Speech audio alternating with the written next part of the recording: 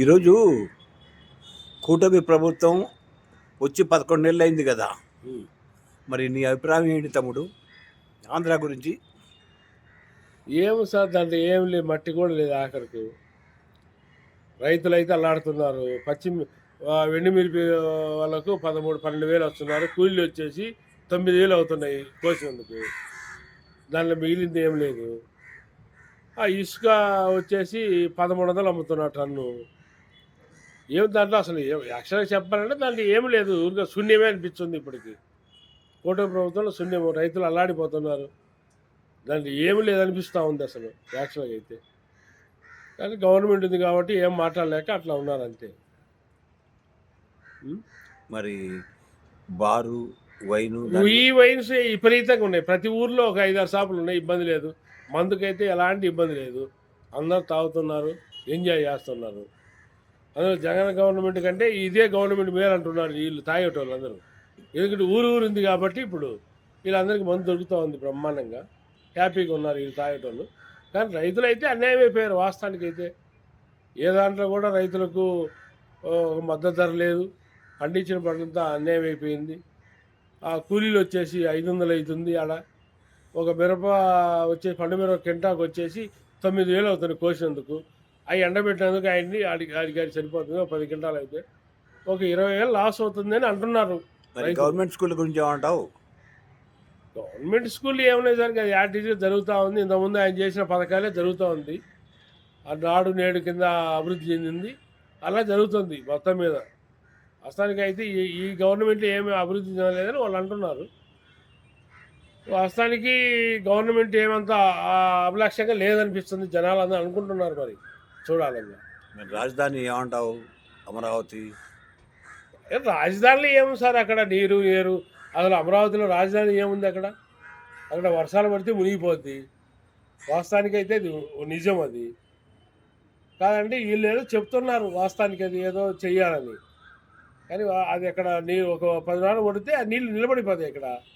అక్కడ రాజధాని ఏముంది అక్కడ? ఆ భూములన్నీ మంచి పంటలు పండే పొలాలని నాశనం చేశారని అనుకుంటున్నారు జనాలు. బాగా పంటలు పండే పొలాలు నాశనం అయిపోయినాయి అంటున్నారు. మరి అంటే అమరావతి వేస్ట్ అంటావా, మంచిది అంటావా? నాకు తెలిసి అమరావతి గుంటూరులో కట్టడం కంటే వేరే చోట కట్టడం బాగుంటుంది అనుకుంటున్నాను. అక్కడ పొలాలు బాగా నీడమునే పొలాలు, మంచి పొలాలు, పంట పండే పొలాలు. సంవత్సరానికి 3 సార్లు కాలే పంట పండే పొలాలు అవి. సంవత్సరానికి 3 సార్లు పండుతాయి పొలాలు.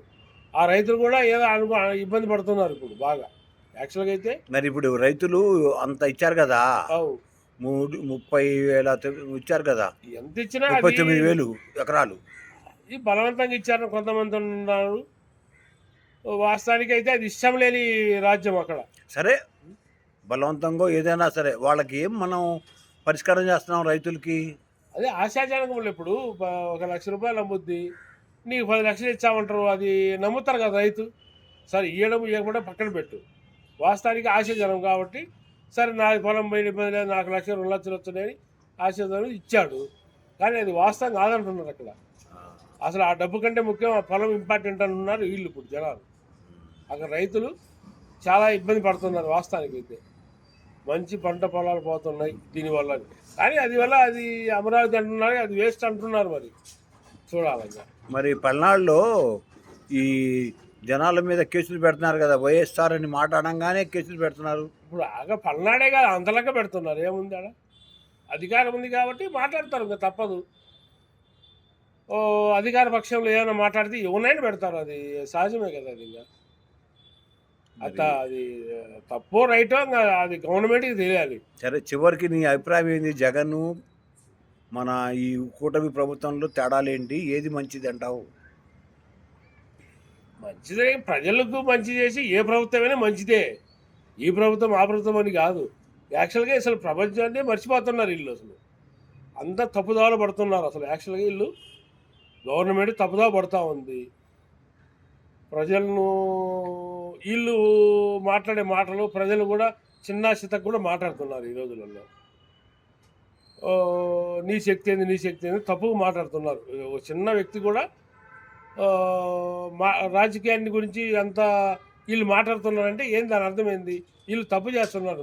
ముందు ఒక నాయకుడు ఒక పర్ఫెక్ట్గా ఒక పద్ధతిగా సిస్టానిక్గా వ్యవహరించాలి ముందు. పవన్ కళ్యాణ్ గురించి ఏమంటావు నువ్వు?